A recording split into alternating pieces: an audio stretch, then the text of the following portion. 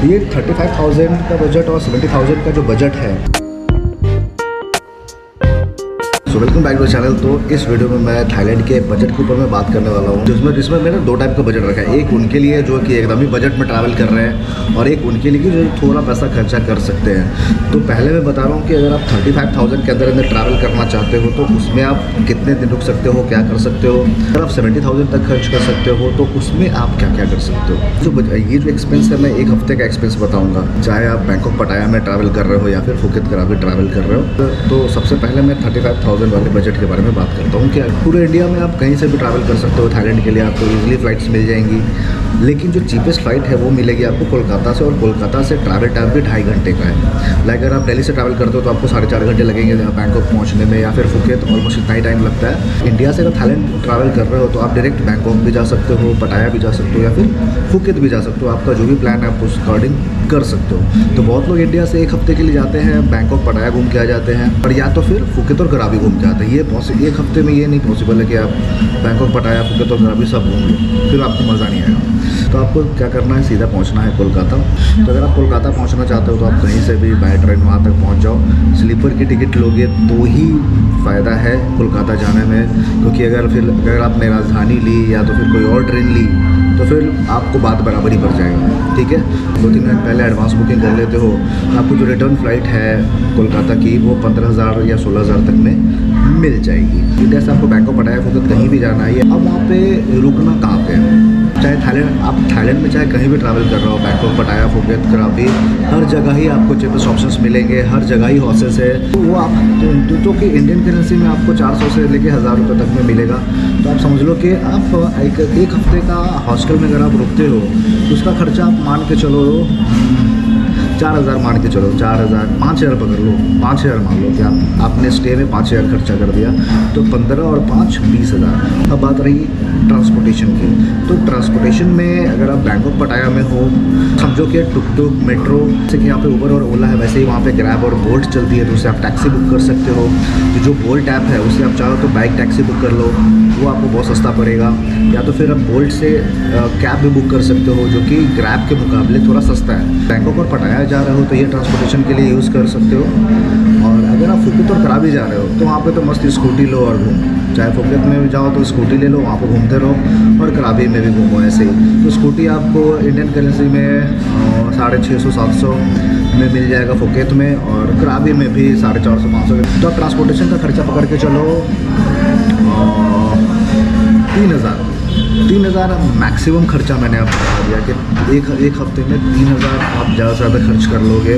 तो अगर आप बैंकॉक पर पढ़ाया जा रहे हो तो ऑफकोर्स आप नाइट लाइफ भी एंजॉय करोगे, क्लब्स जाओगे, बार्स जाओगे, तो उसका खर्चा मैंने रखा है यहाँ पे 4 से 5,000 मैंने उसका भी खर्चा रखा है। ठीक है, तो 4 से 5,000 में आप मस्त अपना नाइट लाइफ एंजॉय करो बैंकॉक पटाया में या तो फिर फुकेत या करावी में। तो 15,000 में आपका रिटर्न टिकट, 5,000 स्टे का, और 3,000 ट्रांसपोर्टेशन का, 3 से 4,000 मैंने रख लिया है।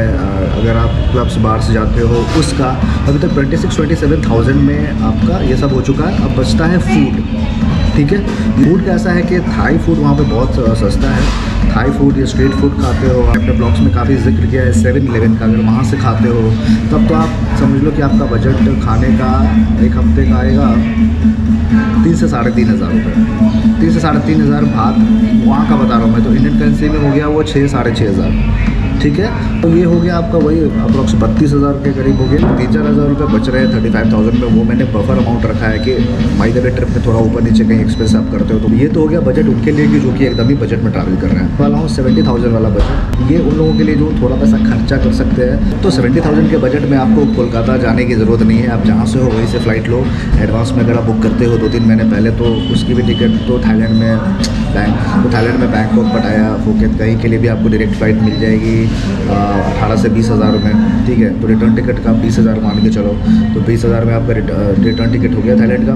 अब वहाँ पहुँचने के बाद आप वहाँ पे होटल में स्टे कर सकते हो। तो होटल स्टे का एक दिन का एक दिन का आप 2,500 पकड़ के चलो, 22,000 to 2,500 पकड़ के चलो, तो वो एक हफ्ते रुकने का ऑलमोस्ट वही 18-20,000 के करीब हो जाता है। तो इसको भी आप 20,000 स्टे का मानिए लो।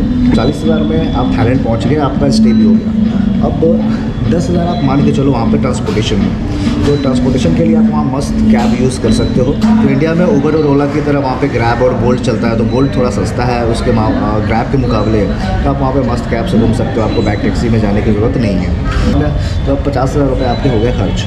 अब 10,000 मैंने रखा है फूड के लिए। तो जैसे कि तो इस बजट में तो 70,000 वाले बजट में आप अपने फूड के अंदर इंडियन फूड ऐड कर सकते हो। इंडियन फूड चूँकि वहाँ पे बहुत एक्सपेंसिव है, तो आप थाई फूड, स्ट्रीट फूड के साथ अपना इंडियन फूड भी ऐड कर सकते हो। मिक्स करके कभी लंच थाई फूड कर लिया तो डिनर इंडियन फूड कर रहे हो, फिर लंच इंडियन फूड किया है तो थाई फूड डिनर कर रहे हो। तो इस तरीके से आप मैनेज कर सकते हो मिक्स करके। तो इसका भी एक हफ्ते का खर्चा 10,000 मैंने रखा है, तो आपके टोटल हो गया 60,000 रुपये। ठीक है, तो बाकी के जो 10,000 बच रहे हैं उस 10,000 में मैंने रखा है क्लबिंग और नाइट लाइफ के लिए, और शॉपिंग करना चाहो तो आप थोड़ा बहुत शॉपिंग भी कर सकते हो। तो 70,000 वाला जो बजट है इसमें बस ये होगा कि आपकी ट्रिप में थोड़ा सा लग्जरी ऐड हो जाएगा। घूम तो आप दोनों ही बजट में अच्छे से सकते हो थाईलैंड। ये 35,000 का बजट और 70,000 का जो बजट है वो मैंने एक हफ्ते के लिए बताया है। चाहे आप बैंकॉक पटाया एक हफ्ते के लिए जा रहे हो या तो फिर फुकेत कराबी जा रहे हो। जो बेस्ट मंथ घूमने के लिए वो नवंबर से लेकर फ़ैब तक का ही मैं बोलूँगा आपको, तो इस बीच ही जाके घूमोगे तो अच्छा रहेगा। तो ये बजट तो मैंने आपको सीज़न का बताया है। अगर आप ऑफ सीज़न में जा रहे हो वहाँ पे तो आपको तो समझ लो कि बजट एकदम फिर आधा कर दो। ऑफ सीज़न में वहाँ पे जाने का मज़ा नहीं है। Thailand is a very beautiful country, बहुत ही सेफ कंट्री है, बहुत अच्छे लोग हैं। सो आई होप कि आपको इस वीडियो से अपने थाईलैंड ट्रिप को प्लान करने में काफ़ी हेल्प मिलेगी। और आपको ये वीडियो भी पसंद आएगी, पसंद आई है तो लाइक करो, कमेंट करो, शेयर करो, चैनल को सब्सक्राइब करो and please press the bell icon. So see you guys in next vlog. Till then goodbye, take care, be happy, stay safe and keep traveling always.